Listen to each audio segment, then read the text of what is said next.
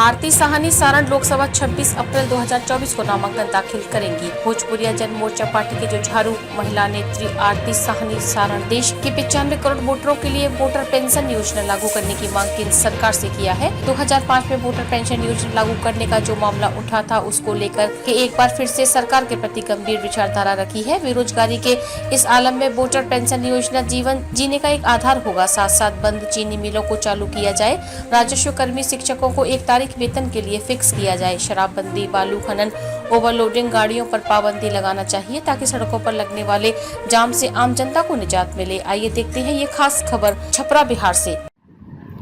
नमस्कार, मैं आरती साहनी छपरा लोकसभा प्रत्याशी आप सभी लोगों के बीच में मैं बस अपनी चर्चा रखने आई हूँ।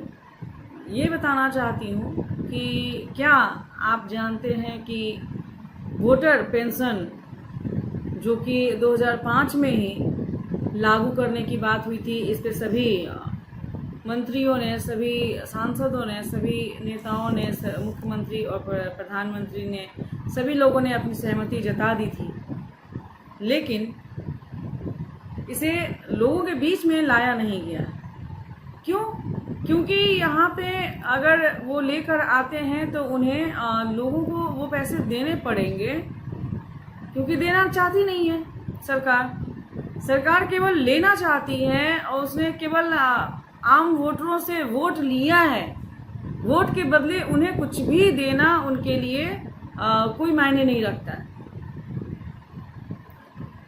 कोई भी समस्या हो, कोई भी परेशानी हो तो वो आम जनता झेलती है।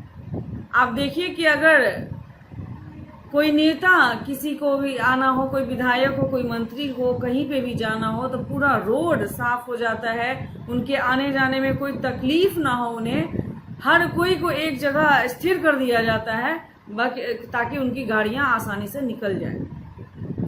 तो यही चीज अगर आम जनता के साथ भी आप करते तो कितना ही अच्छा रहता। क्यों नहीं ये आम जनता के लिए सोचते हैं? जिसने आपको वोट देकर उस जगह पे पहुंचाया, जिसने आपको वोट देकर उस लायक बनाया कि आप बड़ी बड़ी गाड़ियों में घूम रहे हो और आप बहुत अच्छी अपनी लाइफस्टाइल जी रहे हो, उसे ही मरने के लिए छोड़ दिया, रेंगने के लिए छोड़ दिया। क्यों? क्या वो केवल वोट देने के एक मशीन है जो हर 5 साल के बाद आपको वोट दे और आप वोट लेने के लिए उनके पैरों तक गिर जाते हैं, और जब वोट मिल जाता है तो उनकी तरफ पलट कर देखते तक नहीं है कि वो इंसान जिंदा भी है या मर गया। ये चीजें हमेशा से होती आ रही हैं और आगे भी होती रहेंगी। बस मेरी आम जनता से यही निवेदन है कि आप सुने, समझें। आजकल सभी विवेकशील हो गए हैं, सभी लोग जानने लगे हैं कि कौन क्या कह रहा है और कौन क्या कर रहा है। आप बताइए कि क्या ताली बजाने से या दिए जलाने से किसी की भी समस्या का कोई समाधान हो सकता है? कोरोना काल में ताली बजवाई गई तो क्या उससे ही कोरोना खत्म हुआ? नहीं। वहां पे जब वैक्सीनेशन हुआ, जब लोगों का इलाज हुआ, तब जाके वो सारी चीजें क्लियर हुई। तो मैं ये कहती हूँ कि आप के थाली बजा के या मंदिरों की घंटी बजा के कुछ नहीं होता है। अगर ऐसा ही होता तो जो मंदिरों में पूजा करवा रहे हैं लोग, प्रतिदिन वहां मंदिरों में ताली बजाते हैं, दिए जलाते हैं, उनके घरों में क्यों इतनी परेशानियां चल रही हैं? वो लोग क्यों नहीं अपना सुखी संपन्न जीवन जी रहे? क्यों वो केवल पंडिताई करके ही अपना जीवन जी पा रहे हैं?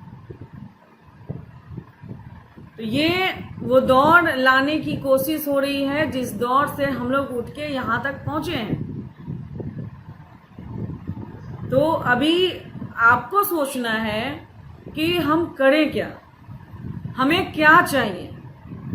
मेरा बस एक ही सवाल है, एक ही मैं बात कहना चाहूंगी हमारी आम जनता से कि आपको एक दिन का भोजन चाहिए, एक कपड़ा चाहिए या 1500 रुपए चाहिए। क्योंकि चुनाव में हर एक 5 साल में एक ही बार आपको ये एक दिन का भोजन, एक कपड़ा और 1,500 रुपये मिलते हैं। उसके बाद आपके साथ क्या होता है ये कोई नहीं सोचता, कोई नहीं देखता।